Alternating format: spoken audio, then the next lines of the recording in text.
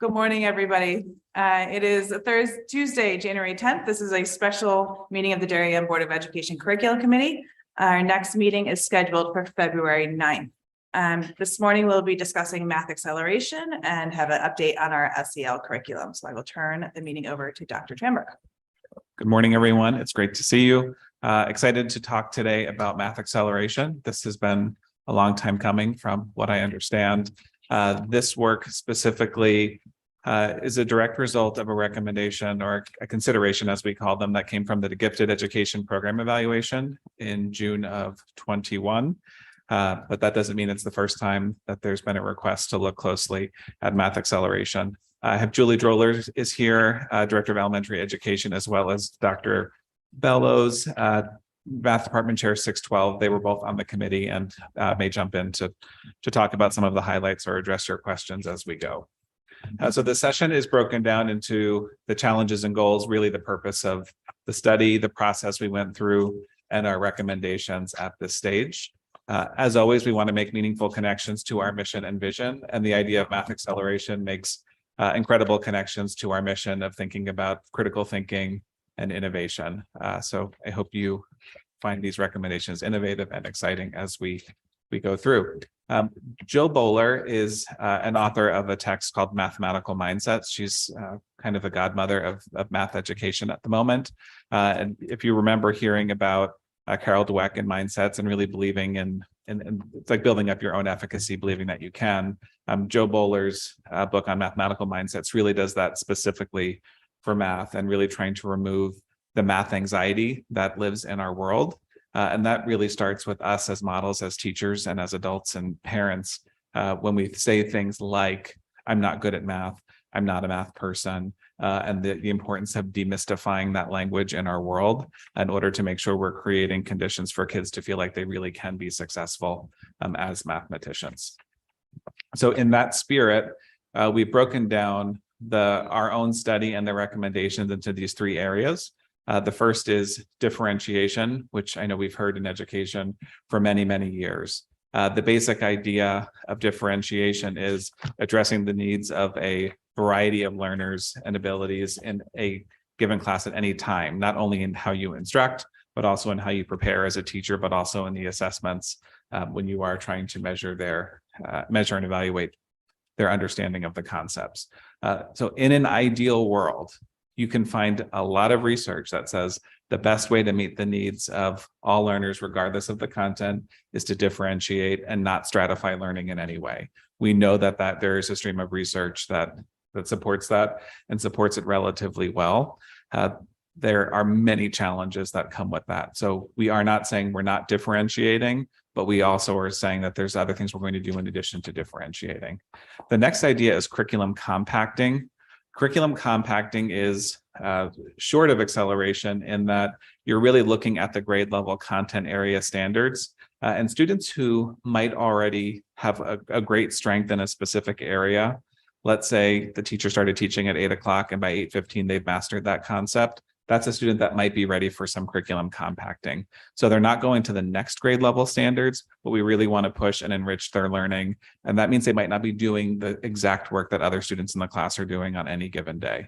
And the third level is acceleration. And that's when students are really looking at different grade level standards because they're ready for a greater level of challenge. So in general, if you go to the basic research paradigm behind this is Vygotsky and the zone of proximal development. We want to make sure students are feeling appropriately challenged in their math learning. This is among several parent quotes that came from our gifted program evaluation. So there was definitely parent interest in addressing this idea of why are we waiting until this 5th to 6th grade transition to look at this idea of acceleration.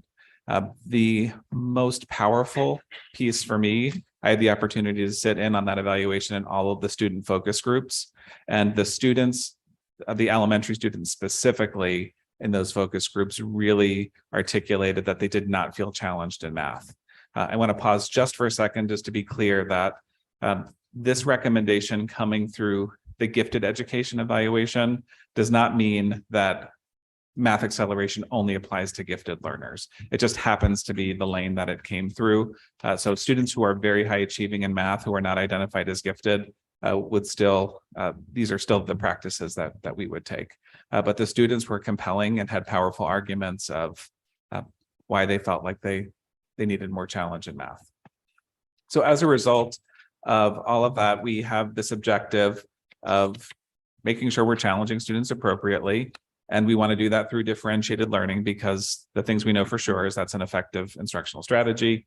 We want to make sure we're enriching within a unit, and that's the compacting when students are ready. And when students are beyond that, that level of study, we want to make sure we're providing the appropriate challenge there. And our theory of action, and I'll read it just because I can't summarize the theory of action.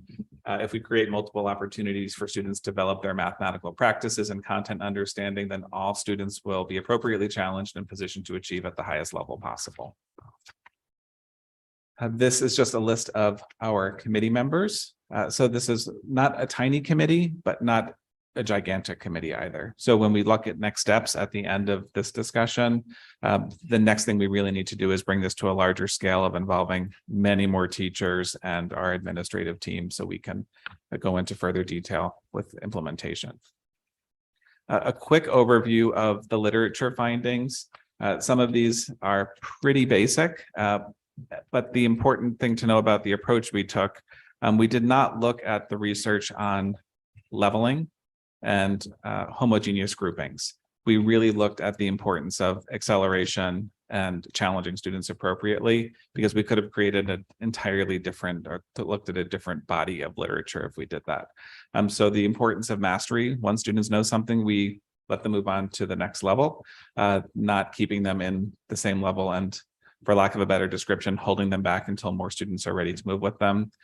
Equity does not imply sameness.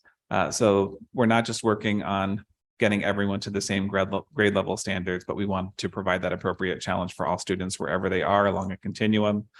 The idea of accelerating. Here, this is important because acceleration research really dips into the importance of social and emotional learning and mental health.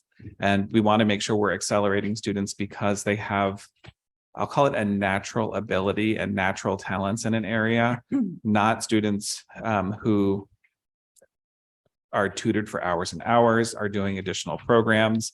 And I'm not saying that if a student does those things, they might end up qualifying for things like compacting and acceleration, but it's not the spirit of the research that's behind this, because of course, if you spend 100 hours doing something versus 10 hours, you're going to have a higher level of proficiency. The next piece is decisions really need to be data driven. So when we do come to the place where we're making the specific recommendations as to where students would be placed, even if it's temporarily, it's based on their performance, not on, well, we really want this next level of challenge. It's about the readiness for the challenge. And the other part that comes up a lot, not only in this idea of acceleration research, but gifted education, is the importance of the learning environment and making sure students are not only surrounded by supportive peers, but have a teacher who's creating those conditions where they feel supported and safe as well. This was our study timeline. We started in the fall of 2021 with our committee, and we did some internal walkthroughs to start because we wanted to base our questions and validate our thoughts of why we need this challenge based on what we're actually seeing and hearing. Next, we completed our review of literature. We moved on to some curriculum consultancy with our math and focus consultant. We did site visits and consultancies with other districts. We had our committee review, and we're a little behind because it's technically winter to this group. And we are thinking that a fuller board presentation after we address your questions could be helpful, because this is a big deal, and it's not a common practice. So if you're thinking, well, what are other districts doing? It's not this. So this is pretty unique to us. This goes into just a little bit more detail of what we did, the elements of the study. I'll also add here tri-state visits. So 2 of us happen to be on tri-state visits over the past year that were looking specifically at math programming. So that wasn't tied to what we're doing, but we certainly benefited by seeing what other districts are doing and able to see what the research was behind their work. So the recommendations, this goes back to the pillars of our research, are to really focus on providing teachers with high quality different professional development and instruction in differentiated instruction. The next is to curriculum compact, and that is creating actual within every unit of study, having an opportunity for students to compact, and it might be within a specific unit or over the course of several units, because there are times when we have shorter units in math and students might be compacting over the course of, let's say, something that's related to fractions. And then acceleration is when we're ready to push a bit faster beyond those grade level standards. The recommendations are broken down into 5 phases, and the 5 phases recommend years. And that might sound like a long time, but the first thing that I'll frame is the teachers who this impacts the most are elementary teachers in grades 3, 4, 5. Elementary teachers in grades 3, 4, 5 are also teaching reading and writing and science and social studies, and we're awaiting new social studies frameworks. We still have to refine our science curriculum. So it's a lot is falling on the same group of people. And the way that these recommendations are laid out is phases, because that means we're addressing the work only one time. So by starting at the end of 3rd grade when acceleration would begin, we can address the curriculum for 3rd, and then next would be 4th, and then 5th. If we do it all at the same time, we'll have to address 3rd, 4th, and 5th the first year, the second year, the 3rd year, and we'll keep rewriting curriculum until we calibrate ourselves there. The next steps, if this garners support, is to work with a larger team of teachers, because we've talked about on-ramps and off-ramps. We want to make sure that students are challenged when they're ready to be challenged, but can decelerate, so to speak, when they're ready to decelerate. That's one of the great benefits of compacting, because you can compact for a unit, and then if you go to the next unit of study and you're a little more challenged by it, you can be back and just having your differentiated instruction. The same with acceleration. So when you're accelerating and you're at the next grade level standards, there can be a stigma of, okay, now I'm stepping out and I'm going back to this other class. So that's what we really want to talk to teachers about, to think about what are the level of supports that we are going to need to do this. You'll see in the larger report, the budget implications. I think 3 fiscal years out is to add 2.5 FTE at the elementary level, which would make the equivalent of 1 full FTE at the 5 elementary schools for gifted and talented education and math enrichment. Does that mean it's the same person? No, it doesn't have to be. Would it be great if it was the person who had a skill set in both of those areas? Yes, it would be wonderful, just because from a scheduling perspective, when you have someone in the building and they don't have to travel between buildings, there's a certain ease and higher level of productivity that comes with that. The next piece would be, we need to develop the specific criteria for compacting and acceleration. So speaking in a very ideological way, this idea of 5th to 6th grade, these placement exams, which are very high stress for students.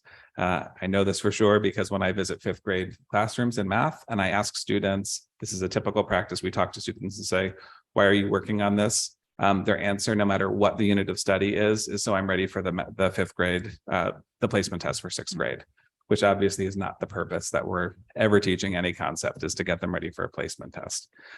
So if we can create compacting practices and acceleration practices, there isn't going to be a great need to have a big placement test from 5th to 6th grade, because the curriculum's already determined that and students will have moved along appropriately before then.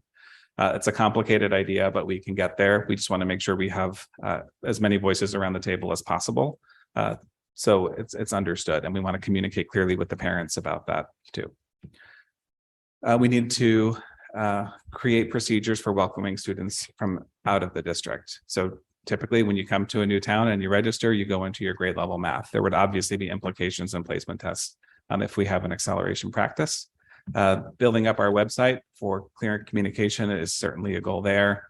The mental health needs for young students is a really important consideration. And as I mentioned earlier, when we're thinking about, well, what else are students doing? Are they going to an outside program? Are they being tutored? Those are things that are always going to be beyond the control of the school. But we can certainly have recommendations regarding what we think is a best practice there. Our communication timeline, and then we really want to have an FAQ, and we'll start gathering those questions I mentioned today about where this will go. So that was a quick overview of a more comprehensive report. So glad to open the discussion, and Julie and Felicia are here to discuss as well. Great. Thank you, Dr. Tramberg, and thank you, Dr. Bellows and Ms. Stroller and everybody who was participating, because that even just the research review on its own is gigantic. So thank you for all of your time and effort to put into this, because this is something that, as Dr. Tramberg said, has been percolating and especially within the parent community of elementary school students and middle school students, that's people have been asking for this for a long time. So thank you for undertaking it. I know it's a gargantuan task to shift significantly like this. At one point you said that this is a unique practice and this is something unique to our district. Why do you think that this way is better than what some other people are doing? I'll go first. I don't know if anyone else has an opinion on this. When you think about the education research that is out there and the population that the research is often based on, it does not necessarily profile similar to our community and a group where you have a preponderance of students who are high performing, high achieving students. As a result, we need to do things differently because the research base doesn't necessarily apply in the same way. And I think that doing this is not, it's not tracking students, because we're not talking about students switching. Okay, we have 3 different 5th grade teachers. You're going to this teacher, you're going to this teacher, you're going to this teacher. You are with your teacher. The teacher's differentiating. That teacher is providing opportunities for compacting. If we can coordinate and have this math enrichment FTE to support that, that would be great. The only students that are accelerating are about the same percentage that we would anticipate that double accelerate right now. So you have, in any given year, 12 to 15% of the population. So that's the number we would anticipate. I don't think it might be a little bit higher if we can, I don't want to say catch the right population of students, but meet the needs of the students at an earlier level. It might be a bit higher than that. Interesting. And just logistically, those 10 to 12, 15, 16% of kids that would be accelerated, how would that work? Is that a pullout? They would go work with this person once, twice, 3 times a week? Would it be every day? I mean, I know this is kind of further down the line, but just to get a general, wrap my head around it. Yeah, so from a scheduling lens, all of the grade levels in a school would have to have math at the same time, Right. because those students would go to another Daily. teacher for math. Yes. Yeah. Okay. I will open up to questions. I can't see Mr. Brown. Michelle, just want to make sure that he doesn't have his hand up. He is. I can put my hand up. Morning, Dave. All right. Morning, Dave. Do you want to go ahead?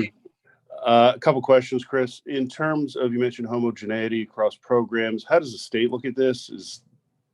What are their guidelines in terms of goals? Is there sort of a terminal math class they envision everybody getting to statewide?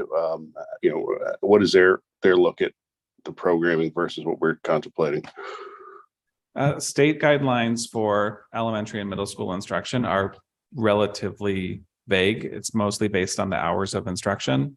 Their specific recommendations would be mastery or showing proficiency in the grade level standards. So if students are exceeding beyond the grade level standards, I don't see anything problematic from a state lens. Okay. And then the other question is, rolling forward, not just elementary, but when we get to high school, and again, I'm just trying to put this all in place in my head. What is the sort of guidance where you're supposed to come out of high school? Is it algebra 2? Is it calculus? Like, are there guidelines around that for a performance level? That's a big, it depends. So with this math acceleration, we were anticipating that we would actually finish middle school about exactly where we are.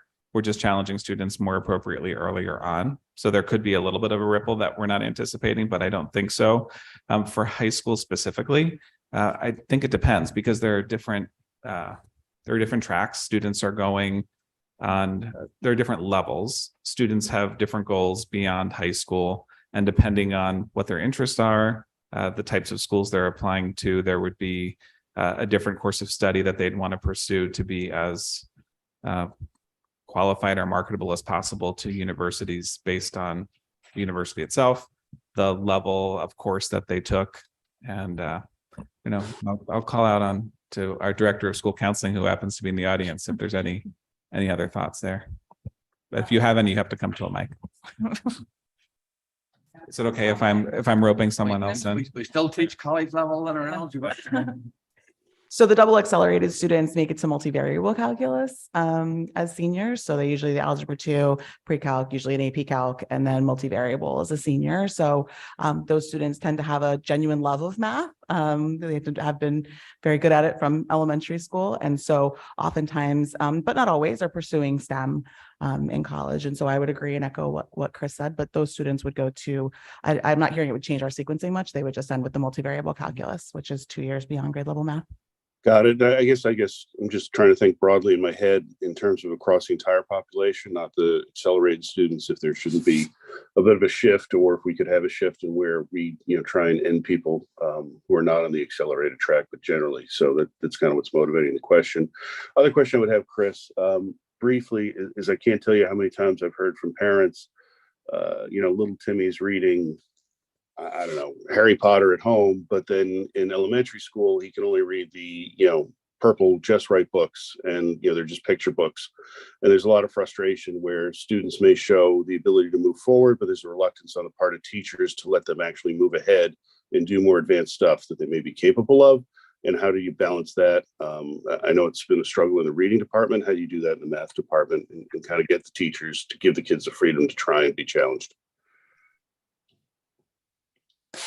Okay, was there a question that you wanted me to address on that? Yeah, just generally, like, how do we get the teachers to give the students the opportunity? Because I know there's frustration from parents in the reading department with the Just Right books that somebody may be reading ahead at home, but is held back in school because for whatever reason. So how do we do that in mathematics? How do we make sure the teachers are going to promote and ensure that kids are moving forward and being challenged? So in math specifically, the first layer of that is the high quality differentiated instruction for all students in every class. So when that is done well, teachers can plan for different tasks for students within any given class. For students who might not be accelerating, but are pretty high achieving with minimal instruction, they would have the opportunity to compact as well. Right now, we often rely on technology to do some of that enrichment. And we want to, we're not necessarily shift away from using technology to do that, but be confident that when we are, it is providing that next level of engagement and still sparking student interest. And that's part of the design of this math acceleration plan. Thank you. Can I jump in with one thing as well? One of the things that we look for in the mathematical classroom is kids sharing their thinking, which is mathematical reasoning, critiquing viable arguments, those mathematical practices. And those are things that sometimes parents may not see at home because students may use an algorithm to solve problems, but can't articulate their conceptual understanding. So that may be something that teachers are working on it in school that parents may not completely be aware of. Okay, Tara, you have questions?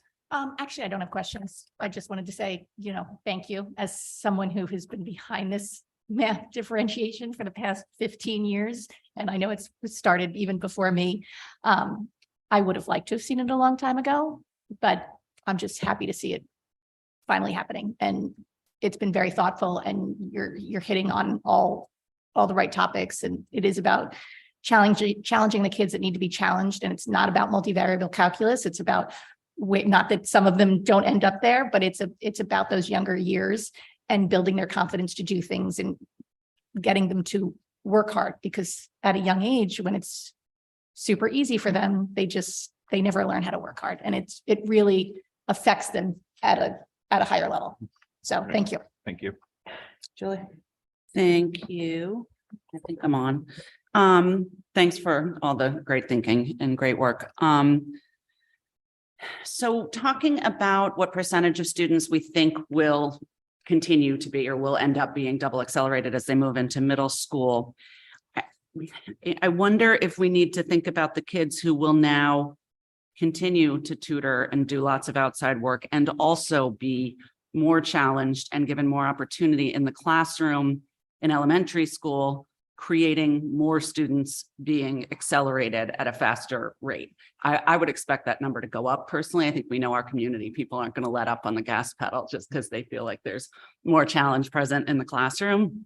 So I think we need to think about that. And I just want to make sure we're being super careful about how, and I totally appreciate that there's communication needs put on the timeline, because I think parent communication and involvement in this shift, if we do it, is critical. Like the theory of action, there's a term in there, the highest level possible. And that gives me a little bit of pause, because I wonder if it needs to be the highest level optimal, because the highest possible might be pushing people harder than they need to be pushed at times. So can you talk to me a little bit about how we are building in some precautions to make sure, or how we can look at building in precautions to make sure that people, I know they're on ramps and off ramps, but I know that people want to jump to the next challenge, and how can we be super diligent about not making it too inviting to be over challenged? Couple of thoughts and if you want to jump in first, go for it. I can only speak to the 5th to 6th grade part or piece of it. And I think I referenced it last time when I made a presentation that when I started, there was one single exam that was placing students in double accelerated, and it was just from a mental health perspective, what I witnessed in the room of students in the cafeteria that were elementary age at the middle school, being tutored and crying, and their parents there dropping them off and taking a test, wasn't the best situation. We altered that to looking at LSATs and looking at a curriculum-based assessment that students took in the classroom. Still not the best situation. And we've made an additional adjustment this year to include more of a qualitative and quantitative approach to look at the whole profile of the students. And this was a result of visiting all the other districts and looking at their placement procedures. And it's not just a single test score. It's not studying for an exam, getting tutored.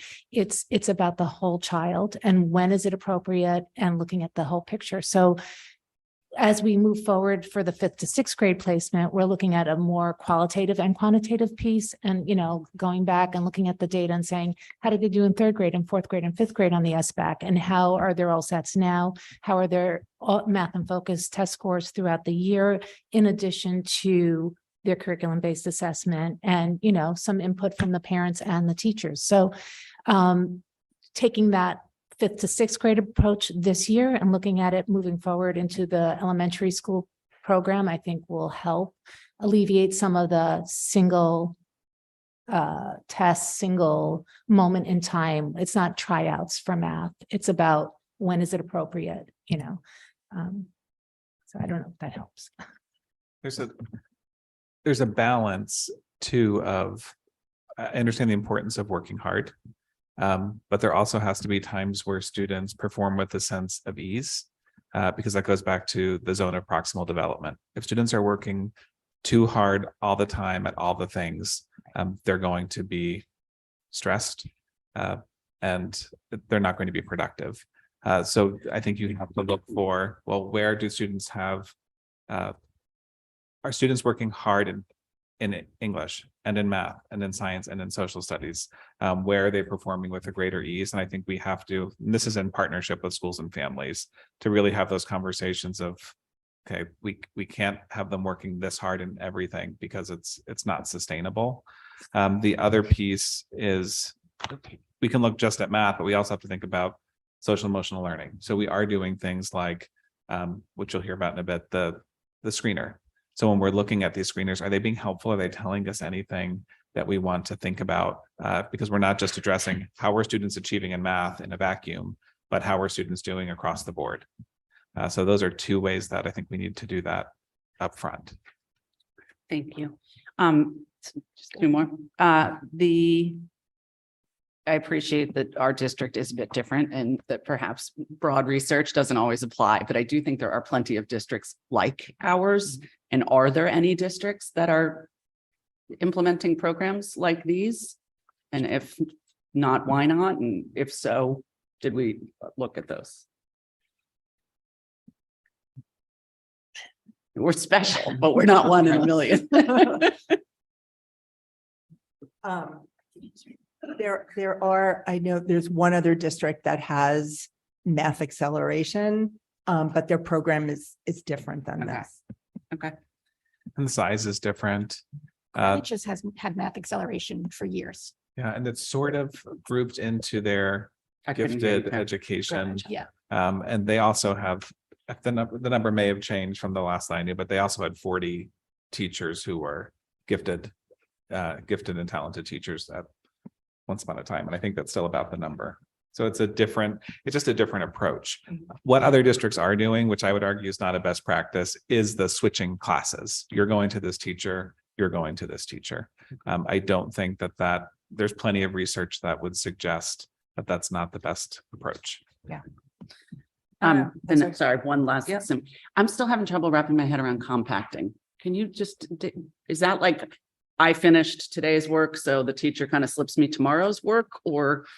No, it's a more complex version of today's work, but still grade level standards. So if Digging deeper, right? yeah, so if students are working on adding fractions and they are at the point where they've done some of the conceptual understanding work and they're doing some of the, I'll say grinding it out problem work, but the student can already do that, but they might be doing something more with creating, using adding fractions. Thank you.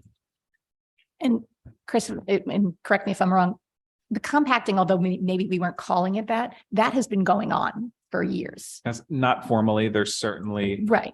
some people will say that's how they're differentiating. Yes. So we're trying to be clear with when is it differentiating, when is it compacting? Mhm. And the simple answer to that is it's based on assessment. So in order for a student to compact, we're doing some type of a pre-assessment. It doesn't mean they're spending 45 minutes taking a quiz before they're going into a new unit. It means that there might be one question that we're going to use to say, okay, these kids have had 5 minutes of direct instruction on this. Here's a problem. And the students that can do that problem, boom, they probably don't need to sit through 3 more lessons of direct instruction to show the level of complexity with that concept. I just have a quick question about in the memo, in phase 1 next year, you're going to establish a vertical math team. What is that? What do you envision? Who do you envision being on that? So I would say some members that have been on the acceleration committee, this is not limited to math, but we should have some more organized vertical teams in the district where we would have elementary, middle school and high school teachers, especially teachers, that come together several times a year to discuss the alignment of and preparation of students across. That was the answer I wanted, that teachers, not Yes. administrators. Yes. Thank you. And going into the budget implications, I just want to make sure that whatever you need for next year is included in this year's budget or the proposed Yes, budget. everything that we would need for this next level is in RC 19. Okay, awesome. Any further questions? Dave, are you good on this? I'm gonna assume he is. Thank Okay. I'm good, thank you. Thank you, everybody. I very much appreciate this. This is great. And you'll bring this back to the full board eventually, soon. Well, yeah, that's the question in terms of moving forward, having a tacit understanding from the board that there's a relative understanding this is the way we're going to move forward. So if that means we bring it to the full board to receive that feedback or otherwise, then that's what we should do. Yeah, I mean, I think it would be my suggestion that and I assume Dave jump in if I'm not understanding correctly, but the 4 of us are in support of this and we should move forward because this does have budget implications for sure. So I'm in support. I agree. okay. So we do need to bring it to the full board and just fully explain that if we say, yep, this is the way to do this, please go forward with the phase. We need to redo the entire presentation. I don't think we need to redo Okay. the whole All right. presentation. I just, Okay. the bullet points and this That is might not show because up then. hopefully the other 5 members have watched this presentation. So, but just bullet points so the public knows saw what's it. going on. And, just say we recommend that this is what's going forward and there will be budget implications, pretty significant ones going forward. So everybody's clear because we've we've come across that speed bump. And I in the I have past, so. one slide on it in tonight's presentation, but I don't think the one slide will be enough. And then the 15 from today is probably too many. So maybe Yes, something. somewhere in between. Mhm. Okay. So would we potentially, well, we can talk about it, but potentially on the 24th again? If there's room, yeah, Okay. we'll talk about it. And it's eventually 3.5 FTEs, right? Yeah. By fiscal 29, when we add the middle school. If we add the middle school too, Okay. yes. Okay. But 2.5 is for elementary. The middle school would actually be 1 year later, though. I think FY 29. That would be year 6. And what's the thought process behind why do you need the middle school one in addition? I think that it moves more into a coaching model. So that might be a different discussion. Okay. Because we would need to garner some support for that to Okay. happen. So it's Okay. certainly the 2.5 to create the full position at each elementary school, and then the one is on top. Yes, because once they land in 6th grade, depending on how this goes, so we can have a theoretical conversation, but if the 3, 4, 5 is moving along the way that we would expect, you likely would not have advanced and accelerated and 6th grade math. You're probably going to have this currently where this double it's really accelerated. It's not technically double accelerated. It's accelerated and advanced, which we've come to call double accelerated. Accelerated and 6th grade math, or accelerated and advanced, if that makes you feel better about what we call the courses. Okay. All right. Thank you. All right. Again, appreciate that. So Quick question. So your thought process is if this works that way, it would no longer be that 1.5 years in 1 year because the kids would have already had a lot of the concepts and therefore, Exactly. yeah, So it's just a regular year of math. It's just advanced, yes, it's less units, so they should be able to go much deeper. much nicer. Mhm. okay, perfect. Thank you. Thank you. All right, we will move on to our second agenda item, the SEL update. Thank you, everybody. We'll just do some musical chairs. Yeah, we'll do just musical chairs. So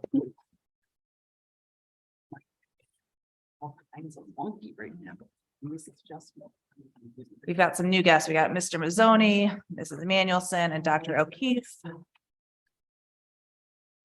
It's okay to sit at the other side over here. Yeah, you can- It doesn't matter. There's a You procedure don't need too. to- I could take my name tags.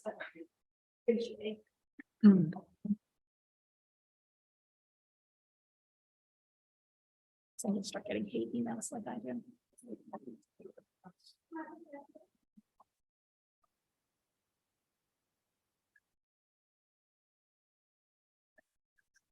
I'll squeeze in. and I'll talk a lot less during this one. This is really an update and a share of some of the great work that's happening around the district regarding social and emotional learning. We know how important this is and how it really is interwoven into everything we do. And it's in the interactions that we have with teacher to student, student to student every day. And Ruler has been an important way that we're taking a global approach to this. So you'll hear quite a bit about Ruler and some of the other aspects that are happening with SEL. And so we'll start with elementary and I'll turn it over to Julie. She'll talk about Ruler implementation as well as responsive classroom. And then we'll go to secondary and then look a little bit at the SEL screener since we did have the first. Great, thanks. Go ahead. Good morning again. I'm going to start with responsive classroom. As you know, we implemented responsive classroom when Dr. De Silva was here. So I think it's probably about 6 or 7 years right now. Responsive classroom has a very prescribed professional development format. It's 5 days of training. And it was very challenging for us. We had some people trained over the summer and we tried to do it throughout the course of the school year, but it took up all of our professional development days, which, as we already mentioned, teachers have so much on their plate. So we were very fortunate to find a consultant who is a responsive classroom trainer who is doing private consulting. He's working individually with each school, which is a really lovely model because the principals and the leadership teams in each building have been working with him on the unique needs of each school. So he's been primarily working with new teachers, some special area teachers, teachers who have not received a responsive classroom training. He's done some work with lunch monitors, looked at recess, hallway practices, some of those areas that without getting into the schools and working, embedded with the staff is hard to do. So he's done some teaching content and some modeling. He's been in classrooms, he's been coaching teachers and providing feedback, and then working closely with leadership about how they can follow up. So it's differentiated based on teacher needs. Some of it is teacher language, reinforcing, reminding, redirecting language, some interactive modeling. Most people are really good at morning meeting. That's when we think about responsive classroom. That's the piece that everybody has taken on. But for some of our newer teachers, there's a specific structure, and he goes over that. He's been working on managing challenging behaviors, some routines, some closing circle, and we've been working with him, for about 1.5 years. And next year we have already contracted with him to do some additional PD with our paras. So that's been really successful, and we're very fortunate about that. So this has been a way for us to continue with responsive classroom without taking teachers away from all of the other professional development for the rest of the year. So for example, if you have a new teacher and you want your new elementary teachers trained, they would not be able to participate in any other professional development for the whole year other than responsive classroom. So this is all of the principles, and I think the strength of it is actually it's largely in classes. Right. And How often is this person in the buildings? He's been in he does half days in each elementary school. So I believe it's about like 4 days, and it's been so successful that people have been asking for more. which is rare that we Yes, get requests for. It's very rare. And it also helps that he's in classrooms with our sub issue as well, because he's actually with our kids and, with teachers. So Ruler has been very successful in year 1 of our implementation with students.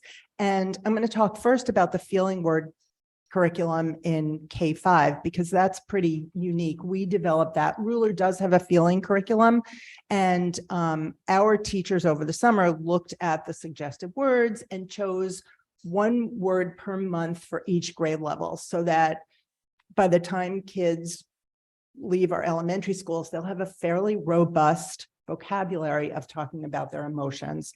So they spend a whole month, they do read alouds, they do various activities, they plot the words on the word meter, on the mood meter, and it's just a common language that everybody on the grade level has. So that's been very successful. All of our classrooms have created charters, and this also aligns with responsive classroom, where kids think about their hopes and dreams, which tends to be more academic.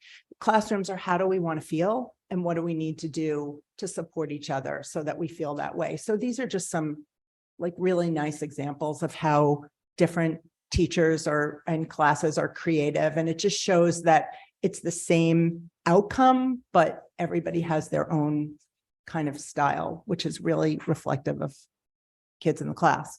And I'm going to pass this on to my colleagues to talk about what's happening in secondary level. So similarly, we have created charters at the middle school level as well. This is an example of grade 6 decided to create their own grade level charter. So they all worked in their teams and narrowed down their words and their action steps that they would take in order to feel this way. And 7th and 8th grade, they did it team-based. So a lot of it was actually incorporated into their team days. So if you follow my Twitter, there was tons of pictures of them creating their team charters. I've seen kids in the classrooms, they are, referring to their team charters or talking about how they want to feel in the classroom.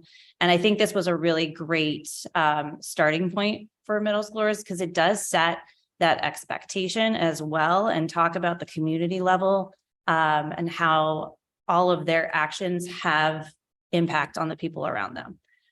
So this is an example of grade 6. Good morning. What you see here is the high school faculty charter, and this is something we created last year over a number of faculty meetings. And like Julie and Caitlin have said, it's the questions we asked is, how do we want to feel when we're at DHS? And what are the specific actions we can take to help us feel that way more often? Teachers have taken that into classrooms as well. It's a bit different at the high school, just because our students take 7 classes or so. And so Though the feedback we've gotten from students and teachers have been great, that their classroom charters are going very well. To have 7 different charters in their classroom can be a lot. You know, they're all a little bit different, but largely very, very similar. So our goal for the rest of this year is to create one school-wide charter, much like the 6th grade has done at the middle school. And that's something that our school climate team is working on, creating advisory lessons just to make sure that by the end of the year, we have achieved our goal of creating one DHS high school charter.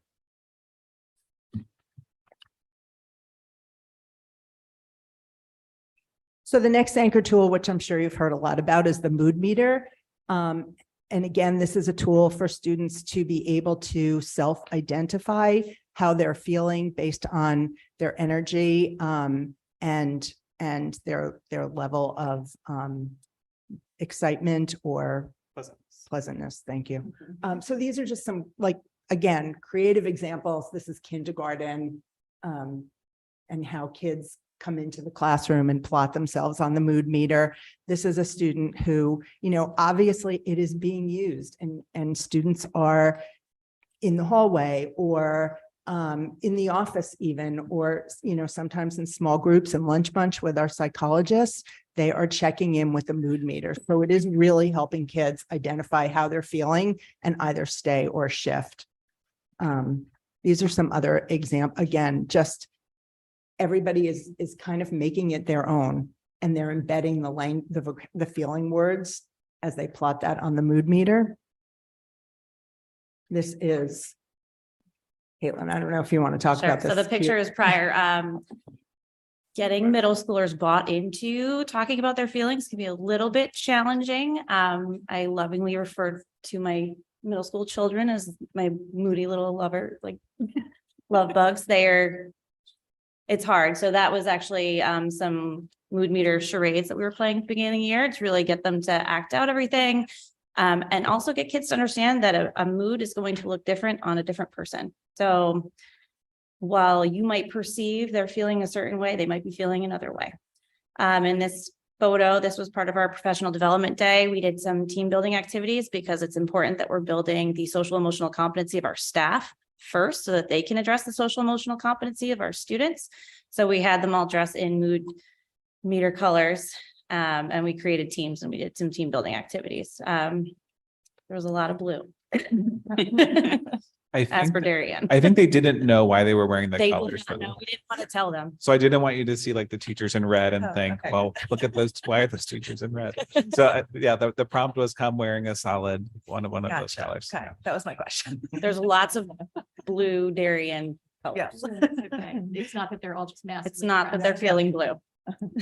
And Caitlin, the slide before that, I think that was middle school, actually. Yes, that was. Yeah. We were playing charades at the beginning of it. And if you just want to go to the next slide, that's I think everybody's seen those great backpacks, but These are so cool. Yeah, so this is what we've been really trying to focus for our staff. We are doing advisory lessons where our ruler team has created advisory lessons that are addressing lessons within ruler. We're making it our own, giving some teachers some of that autonomy to deliver it. But one of our focuses at the middle school is to really embed ruler into our classroom instruction. So this is an example of our art teacher doing that. You know, in music, we're trying to work with using the mood meter language to teach dynamics in music. You know, how does this music make you feel? Or what do you think the composer was trying to emote through this? You know, in social studies, really talking about that social awareness piece and, you know, why is that so critical? So this was an example. It was tweeted out by Mark Brackett. So it's pretty cool. Thank you. So this is a picture of our giant mood meter in our wellness center, which Meg will talk about in a moment. But the mood meter at the high school is used in a number of settings, in a number of different ways. First, during guidance seminar, something else Meg will talk about in a moment. Our counselors are using this in small groups of students to check in with students. And like Caitlin and Julie have said, to help them understand how they're feeling, why they're feeling that way, and how to regulate it. Our school psychologists are using this in small group settings and one-on-one settings, the school psychologist's office, and our teachers are using this as well. Again, with 7 classes and 4 classes per day in the block schedule, doing the mood meter at the start of every single class can get a bit stale and it loses value after a while. So though teachers are using this tool in classrooms, it's one of many tools that they're using to check in with our students. And we've had faculty meetings teachers coming up and sharing their way of checking in with students at the start of class or the middle of class.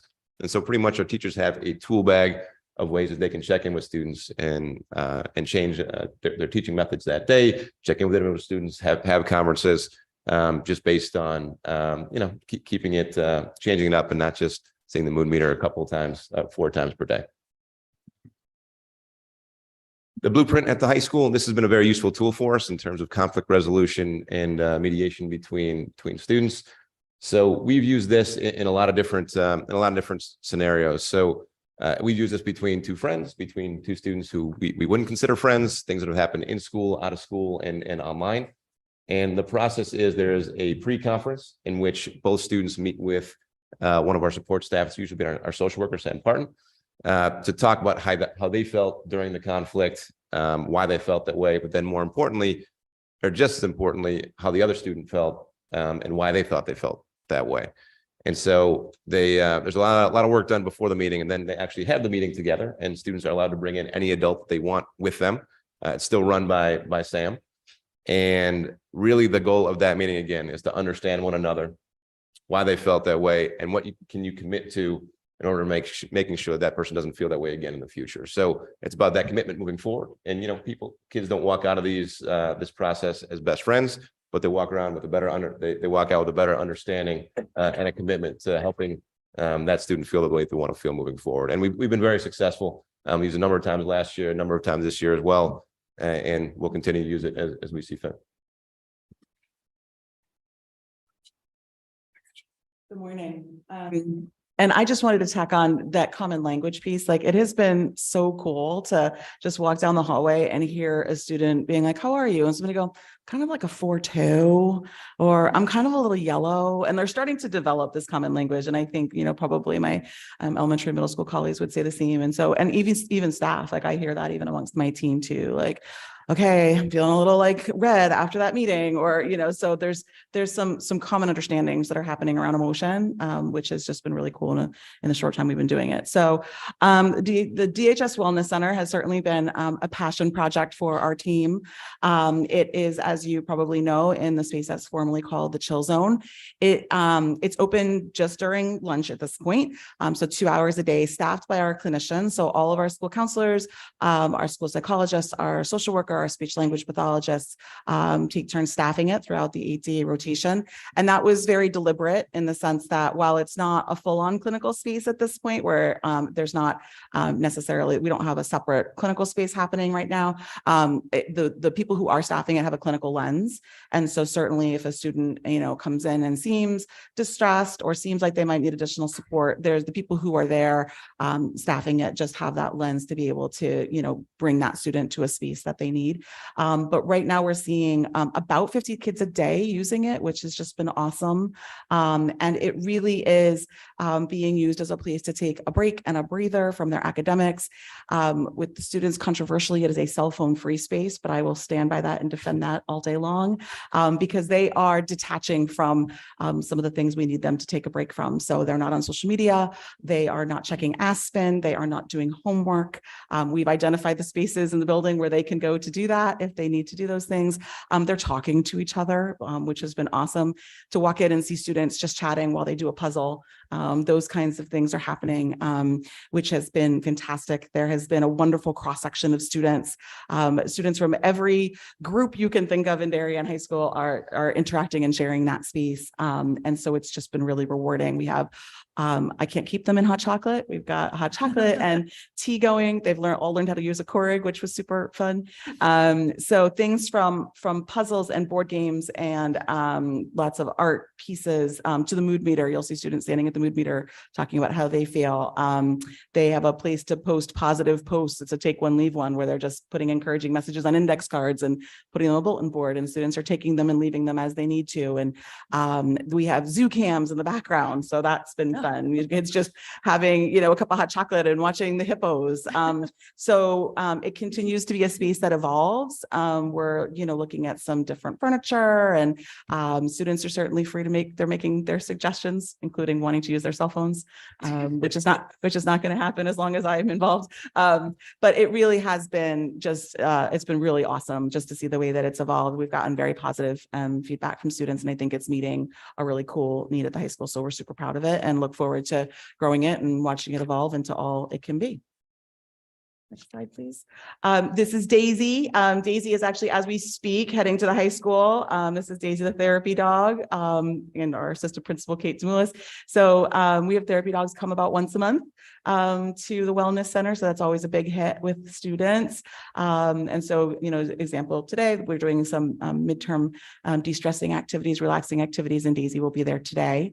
So that's been awesome. And then we're doing some things today. We're painting kindness rocks. The gyms are open for badminton and basketball and a little bit of physical break during midterms. So we're, you know, always thinking about ways that we can help our students to decompress a little bit. But that's Daisy. She's one of our favorites. Guidance seminar. I think we are in the 10th year, I believe, of guidance seminars. This is a very well-established program. As you likely know, every student at the high school is scheduled into a guidance seminar, oftentimes, usually with their own counselor. On occasion, scheduling wise, it's not possible to do that. But the awesome byproduct of that is they get to know another member of our staff, and those relationships have proved to be very productive. So it's once during an 8-day cycle. It's every grade has a different quarter. So we just wrapped up with our seniors first quarter. Our freshmen were second quarter. We like to get to know them as soon as we can. And that was super fun to get to know our new 9th graders. We're about to next week, I guess, kick off with our juniors to start their post-high school planning process. And then we'll meet with our sophomores during 4th quarter. So the groups are nice and small, again, usually with their school counselor. The team works to develop lessons that are relevant, kind of hitting all of the domains of a school counselor. So personal, social, academic, and also college and career. So we see them about 5 times in an 8-day cycle. Extensive Google Classrooms for every grade with lots of resources. And again, what we found, and it's a very unique program at the high school level. We're often looked to by our neighboring districts of what we're doing. We've done some consulting with other districts to help them to establish a similar model, because it's very unusual to have this level of scheduled in time with our support staff at the high school level to have a full-on developmental guidance program. So the amazing byproduct of it is they get to know their counselors in a much different way from the start, and they're seeing them in a non-clinical setting. So they're establishing rapport, just as, you know, like every student is doing it. So it's not, we've really lowered the stigma of coming up to guidance. Our teaching spaces are in our counseling suite. So it's not unusual to see students there to talk about a personal problem or to talk about post-high school or to be there for seminar. And so we've really normalized the use of that space and made it, you know, more welcoming and kind of a place where all students are coming for all sorts of different reasons. So we're obviously constantly looking at the needs of our students and tweaking those lessons based on those needs. And it's a program that we feel is really effective and we're super proud of and allows us to really connect with students in an important way. Sarah, this is Dave Brown. I got to drop, unfortunately. I have a lot of comments on all of this. The short being, I think this is way inappropriate and not what schools should be doing, but unfortunately, I have to bring it up at another time. Thank you. Thanks.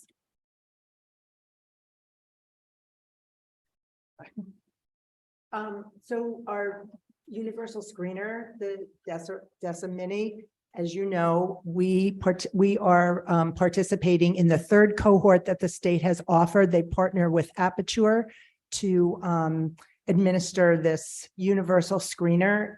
We are doing it in grades K-8.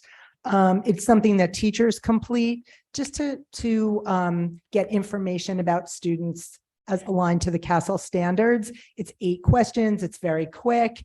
The good news is it's been affirming for us. There have been, and I spoke to all of the principals, there have been no students that bubbled up that were not already on our radar, either through IEPs or kids that were working with the psychologist through Lunch Bunch or through SRBI. So there have been some plans developed, but it was just more affirming. The full DESA, which is 70 questions and more comprehensive, provides more granular information, and teachers did implement that on students that came up as like needing some additional support just to provide that targeted plan.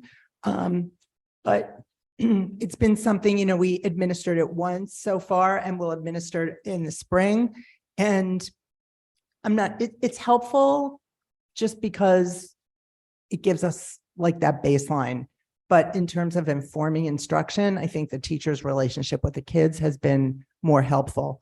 We did have about 65 families across the district that opted out. So that's where we are with that. And finally, and I don't know if Chris wants to speak to this, but we've done some considerable work on the SEL website. So we have an SEL website. Is it live now, Michelle? Or so it's live now as of this meeting. There's a landing page for the SEL website, and then there's 3 different components to it. There's resources for staff, for families, and I'm missing the other classroom. So that speaks specifically to what's happening in the classroom. One of the important pieces of that site. So here's this is the landing page. That's the CASEL's 5 core SEL competencies. This is really important. We say CASEL all the time, but at the core of this are these 5 things: self-awareness, self-management, social awareness, relationship skills, and responsible decision-making. So when we talk about SEL, that's what we're doing. This is about how are we interacting with each other, and how do we intentionally and discreetly build those skills so we can do those things. This is about day-to-day human interaction. So they're defined there. When you go to the classroom page, it has an explanation of the different components of SEL that are happening in the district. So whether it's talking about ruler with the video from Mark, to the important pieces like the feeling words and suggested read alouds. This is important because we do get some questions of, well, what are the words? What are the books? So if you click on this link here, you can see by grade. It has every single book title. And for a close-up, you just click on it because it's small font and I don't have great eyes. So here's more my font size. That's the feeling word that goes with each grade. And then the suggested titles that teachers can choose from go with each book. So that is there. The other pieces to the website are resources for staff. I should also show you at the bottom, we have this nice gallery that you have many of the pictures that you saw today. And under home for families to access, this just has an explanation of ruler and some of the tools that we use with ruler. The one we haven't talked about yet is the meta moment. Mark actually hinted at it a few times because it's the importance of just taking a pause and thinking about your thinking. There's a lot of research out there that says if you just take a second and think about why you feel the way you do before you take the next action and react, the chances of you having a more pleasant reaction than you might have increases exponentially. There was a really interesting tool that I think it was a 13-year-old female created, an app for the phone that itself screens your own text messages. So if you download the app, you write your text message and it'll give you a warning. Like it looks like you're about to send a text message that's not very nice. Are you sure you want to do that? And it decreased the number of negative text messages that went out in the study by like about 60%, which is great. It's a healthy reminder. So there's the backpack again, and then some of the research behind the ruler program. So that is up and accessible for everyone. And we're glad to add things and answer any questions because we want to make sure that everyone has the information they need. Thank you. This website, I honestly, this is the first time I've seen it. So I think you would. She said it got just. Oh, it just was black. Yes. Perfect. All right. So the first time all of us. Yes. great. So It's a debut. I think hopefully more parents will know that that's there because I think that's very, very helpful, especially that, the different resources that we could have. So thank you all for your presentation and your discussion. It was helpful. I will open up for questions. Go ahead, Jeff. I appreciate this. I think, as we hear transparency, I think this is great that parents can come on here and find everything. I have mixed feelings. One, I'm all about vocabulary when it comes to emotional intelligence. I actually downloaded the app and check in, and I've got clients using it as well. So I think it's great for your own personal sense to know where you stand and learn that vocabulary. I'm getting some feedback from parents of children saying like, it's a little too much. Like, it's like a constant being asked how they're feeling. So they're feeling a little overwhelmed by it. So, take that for what it is. Maybe it's just, maybe every day is too much. Maybe, hearing it from this person and this person, like you said, 7 in different classes. And the wellness center, I really appreciate the photos. It was nice to see the kids. In fact, I just texted my daughter and said she should go by and see the new fee. Thank you. Julie.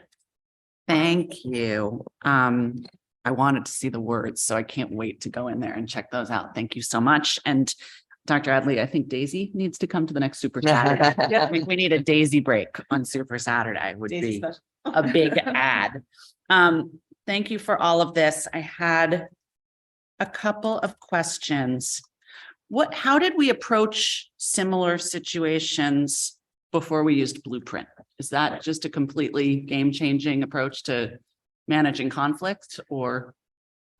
So the change is it's much more focused on how we were feeling during it and why, and trying to guess why the other person was feeling the way that they were feeling. So Okay. the big change, I think, with all this, I mean, this is not the first time that our teachers have talked to students about how they're feeling, but just the focus on the why and how'd you regulate it and what can we commit to in the future is the different part. So I'd say the emotional vocabulary part of it, and not with every conflict do we bring students together. If there's and this is part of the Ruler website, and Mark Brackett talks about it too, that if there's a power dynamic between the students, it's not good to bring them together. If both students haven't agreed to, yes, they want to mend a relationship in some way, it's not good to bring them together. And so it really helped, I think, us as well understand when it's valuable and when it's not valuable to actually bring students together and do something like this. But I'd say the biggest change of those conversations is, it's always helpful to have a protocol. So, in the Blueprint, there is a talking item where you can only talk when you're holding the item. So it really the adult running it really makes sure that everyone gets their voice out and they're able to share what they would like to share, just to help the student understand how they're feeling and why, so they can move forward. So I'd say it's a subtle shift, but the protocol helps. The understanding when it is best to do something like that helps, and the focus on the emotions and how we're feeling and what can we commit to make that person not feel like that again in the future. Just add that there's often a strategy of avoidance. So once there's conflict between two people, you do everything you can never to see them. And we're never having classes together again, and we're never talking again. And we're going to create paths in the hallway. We're going to create safety plans. Sometimes those things are necessary, I understand. But when possible, can we engage the people involved in a conversation? And is this a relationship that we want to heal? It's a question that we have to ask a lot more than we have in the past, because especially this happens in elementary school a lot. This idea of these two children can never be together again. Like, okay, they're kindergartners and we have 13 years together. Like, we need to work on, let's heal this relationship. So we haven't gotten to the Blueprint yet at the elementary level, but it'll just be a more formal protocol of trying to do that. And it's not at the middle school level yet either? No, not yet. Okay, so probably there next. Dr. O'Keefe, how does the middle school currently handle conflict between students? So we haven't fully implemented the Blueprint yet. We wanted to ease in and focus on 2 anchor tools with the middle schoolers first. However, I can speak like very informally. We are using a variation of that Blueprint when we're conferencing with a conflict with kids after something has happened. Middle schoolers tend to need to have a little more time to cool off before they're able to come and have that conversation. And it speaks to the fact that we have to more explicitly teach those skills to those students so that they can actually come with the right mindset to be able to access that tool. So that has been a focus of our administrative staff, to really build up those skills within our own students so that they can actually have those reflective conversations after the fact. But that is the next step for us as well, to model off after what the high school is doing. You look like you have a question. I know. I can't decide if I have a question. I'll ask the question. How much of this is in response to requirements from the State Department of Education? How much of our SEL work? Can you just speak brief, not in great detail, but sort of a top line response to that? there's not a number of hours requirement that I can think of.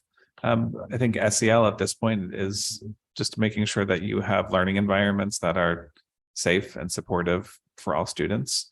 That's the spirit of this.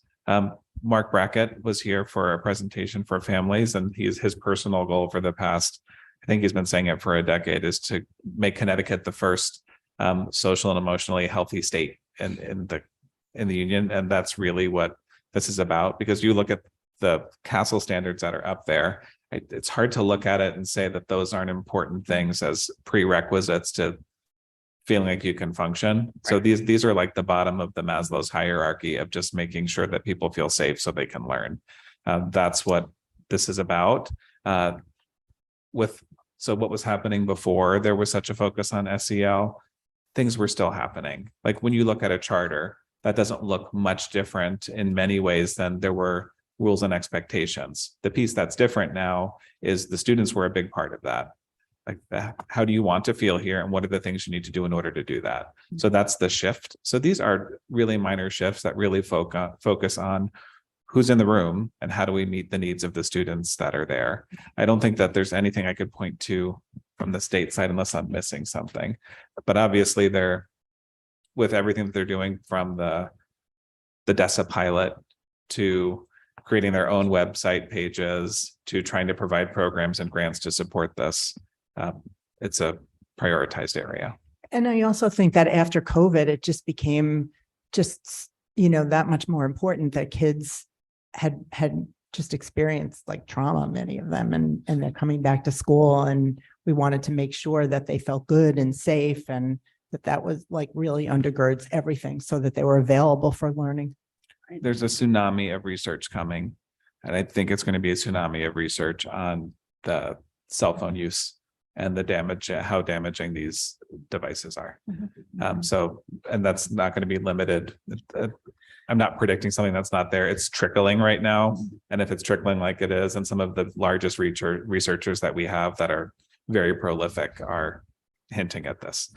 And it's not going to be limited to kids, obviously. It's all of us. No, I agree with you. And I appreciate, Meg, that you're keeping that space cell phone free. And if you want to come live in my house and make that happen in my house, feel free. We're desperately trying. I like that it's homework free. Implemented K2 they've created K2 SEL standards too. We're still waiting on the 312. They've been saying it's been coming for years though. Well, actually, thank you. this has actually been implemented pre-K through 12. Yeah, here, right. Terry, another question? The DESA.